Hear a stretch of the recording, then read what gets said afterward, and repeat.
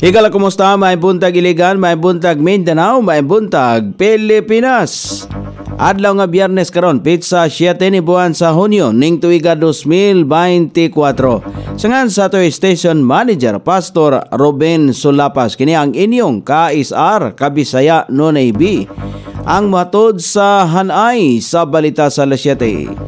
O karon sa uluhang tudling sa atong mga balita, 14 ka pakete sa gituang Cebu nasakmit sa otoridad gikan sa sika driver. 6 milyones pesos nga water system himuon sa Barangay Rugungon.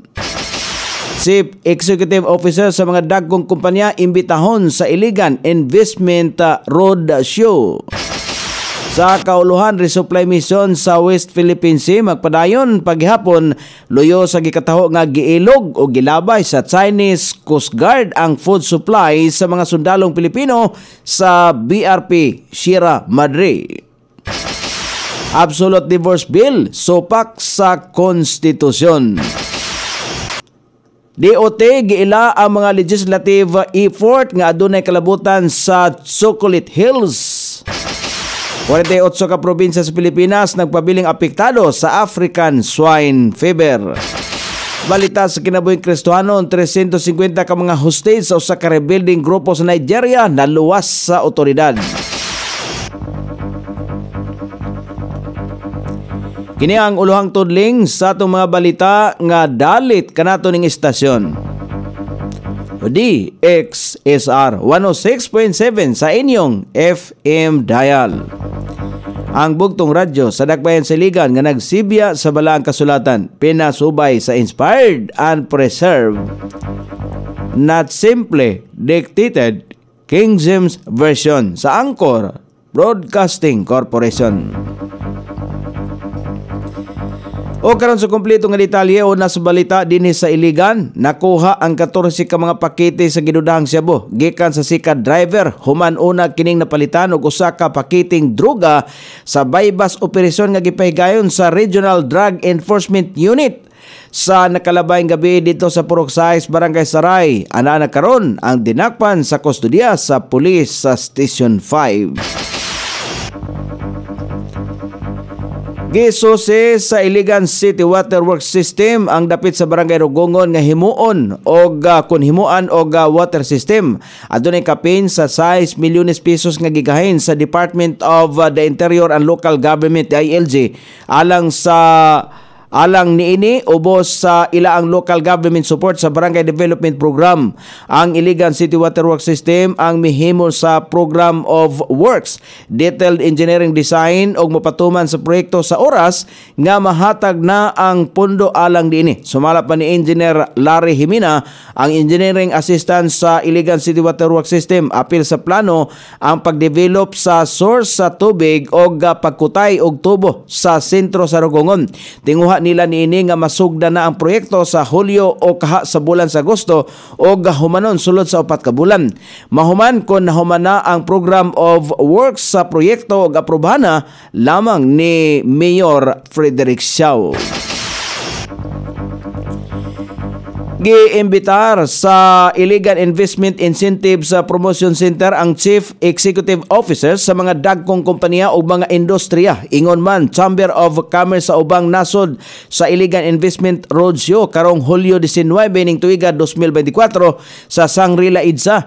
Mamulong sa roadshow ang mga kadagkuan sa lain-laing ahensya sa gobyerno kon unsa ang mga kalambuan sa syudad og potensyal nga negosyo dinhi. Lakip nga ipaila ang syudad isip Waterfalls Capital of the Philippines og freelance job market platform. Ipakita usab ang kahusay o kalinaw sa syudad nga usa ka gikonsidera sa mga mamumuhunan. Adunay business matching usab. Ang business matching nagtinguha sa pagtabang sa mga negosyo sa pag-identify kon asa sa Iligan og unsay angayan nga produkto, serbisyo o oportunidad nga ibutang sa dapit kini aron masiguro nga matagbaw ang panginhanglan sa ilang negosyo o rekurso sa lugar diin sila mamuhunan. O karon sa balita sa kauluhan nga mabasa sa nagkalaylaing gula sa pamantalan karong adlaw nga nahipos sa lawak balitana ning istasyon. DXSR 106.7 sa inyong FM dial. Ang bugtong radyo sa dakbayan siligan nga nagsibya sa balang kasulatan, pinasubay sa inspired and preserved, not simply dictated King James Version sa Anchor Broadcasting Corporation. Magpadayon paghapon ang resupply mission sa West Philippine Sea luyo sa gikataho nga pag-ilog og paglabay sa personnel sa China sa food supply sa mga sundalong Pilipino nga nakabantay sa BRP Sierra Madre sa Ayungin Shoal sa gipahigayon nga airdrop mission niadtong Mayo.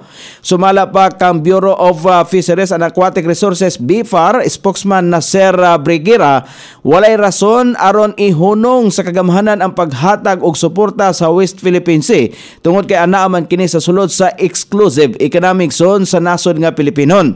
Kalabot ini palugwayan pa nila ang ilahang pagbantay sa international waters nga sakop sa exclusive economic zone sa Pilipinas. Nining tuiga usab gisulti sa BFAR official nga nagahin sila og kapin 3 bilyones pesos alang sa regulatory o law enforcement program sa Bureau.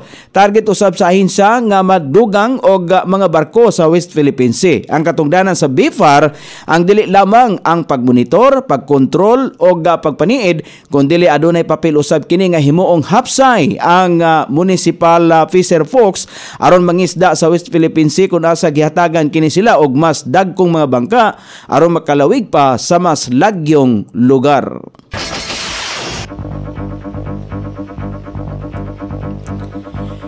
Gisupak ang kasamtangang bersyon sa Absolute Bill nga giaprobahan sa Kamara ang deklarasyon sa 1987 Konstitusyon nga ang kasal ang usa ka balaan nga social institution.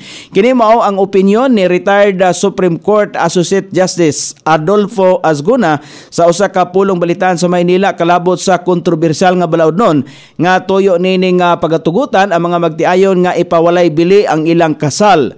Nakalatid sumala pa sa Article 15 Section 2 sa Konstitusyon, ang kasal ang usa ka inviolable social institution nga pundasyon sa pamilya ug angayan nga protektahan sa Estado. Buot ipasabot sa inviolable sumala pa kang kani Associate Justice Acuna ang dili mamahimong hilabtan, supakon o tangtangon. Apan isip miyembro sa 1986 Constitutional Commission, pagpatinaw pa ni Acuna nga dili original nga intensyon sa nasing probisyon sa konstitusyon ang idili ang hingpit nga diborsyo sa Pilipinas. Kini ang base na usab sa nahimong tubag ni Attorney Chito Gascon ang proponin sa nasing probisyon sa nahimong mga deliberasyon. Busabot ipasabot mahimo sumala pa ang makabaton og absolute divorce sa kondisyon nga dili niini masupak o maguba ang marriage como social institution. Ang pagpatinaw kon apan gipatinaw pa ni Ascuna nga tataw sa proklamasyon sa 1987 Charter nga ang pamilya ang usa ka pundasyon sa nasod, ang isa sa hinungdan kon nganong dili mapalabang ang balaodnon sa diborsyo sa nasod sa mga nakalabay nga tuig. Kon mahinumduman giaprobahan sa House of Representatives ang House Bill number 9349 o Absolute Divorce Bill sa ikatulog katapusang pagbasa niadtong Mayo 22. Samtang sa kasamtangan, bugtong ang Pilipinas og ecclesiastical state sa Vatican City ang nahibiling mga nasod sa tibok bahin sa kalibutan nga walay balaod sa diborsyo.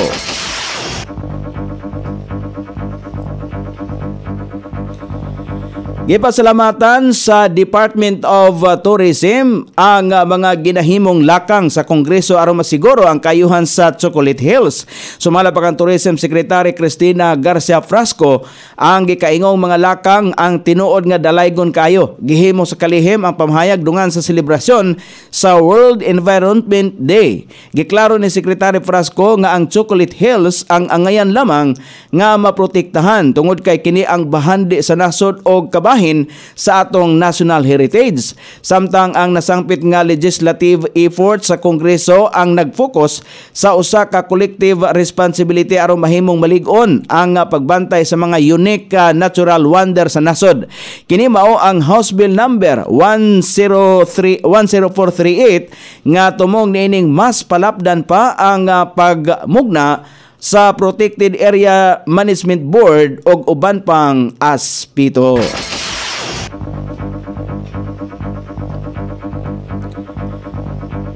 Sa katapusang bahin sa balita sa kauluhan, nagpabiling paghihapong apektado sa African Swine Fever ang 48 ka mga probinsya sa tibok Pilipinas base sa pinakaulahing report sa Bureau of Animal Industry. Migawas sa report sa National African Swine Fever Prevention and Control Program nga apektado sa African Swine Fever ang 3 ka mga probinsya sa Ilocos, 5 sa CAR, 4 sa Region 2, 6 sa Central Luzon, 4 sa Calabarzon ug 3 sa Mimaropa. Ana usab sa 5 ka mga probinsya sa Bicol Region ang nagpabiling apektado sa African Swine Fever. 5 sa Western Visayas, 3 sa Central Visayas, 4 sa Eastern Visayas ug tag-2 sa Zamboanga Peninsula ug Northern Mindanao. 5 sa Davao, 2 sa Suksargen ug 5 sa Caraga. Lakip sa epekto sa African Swine Fever sa mga nasangpit nga rehiyon gisulti sa Bureau of Animal Industry nga adunay 453 ka mga syudad o mga lungsod nga ana sa kategorya sa pink area o buffer zone. Mokabat usab sa 99 ka mga munisipalidad ang nadeklara nga isip yellow o surveillance zones o padayon nga gibantayan sa mga otoridad.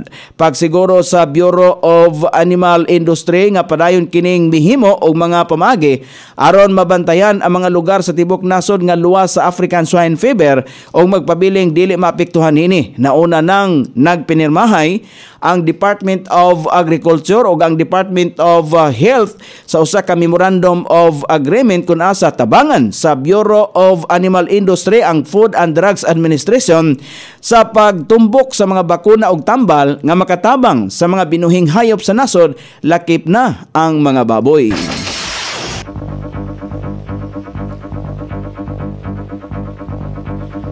O karon sa balita sa gawa sa nasod, na-detect sa fish brain ang ubang microplastic particles gikan sa usa ka pagtuon nga gipahigayon sa mga eksperto sa Torquay.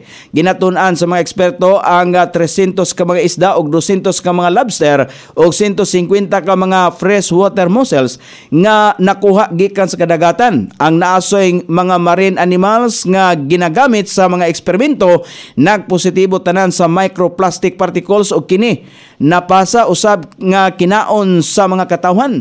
Tungod dinhi giawhag sa mga eksperto ang mga katawhan nga maghinay sa paggamit o paglabay sa mga plastik. O karon sa balita sa kinabuhing Kristohanon, na-rescue o naluwas sa Nigerian Military Forces ang 209 ka mga kabatanunan, 135 ka mga kababayenan ug 6 ka mga lalakinan gikan sa kamot sa mga rebuilding grupo nga Boko Haram. Sumala pa sa mga otoridad ang naasoy mga hostage nakit-an sa Sambisa Forest, ang sentro sa teritoryo sa Boko Haram.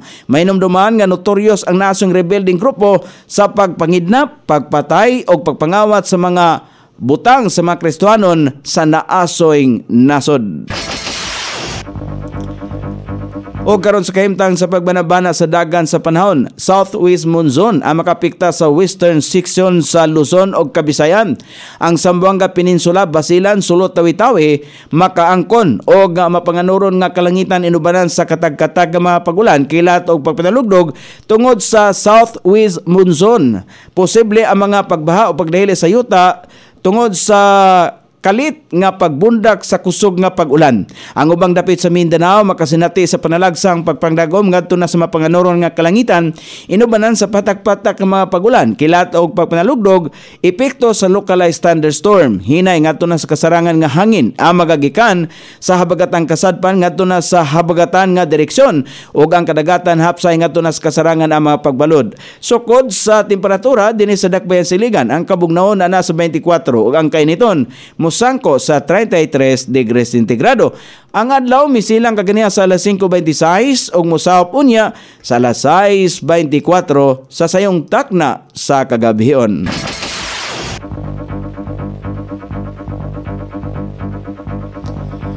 Inyong nabati ang kinatibuk ang hanay sa balita sa alas 7 nga dalit kanato ning istasyon. O DXSR 106.7 sa inyong FM dial.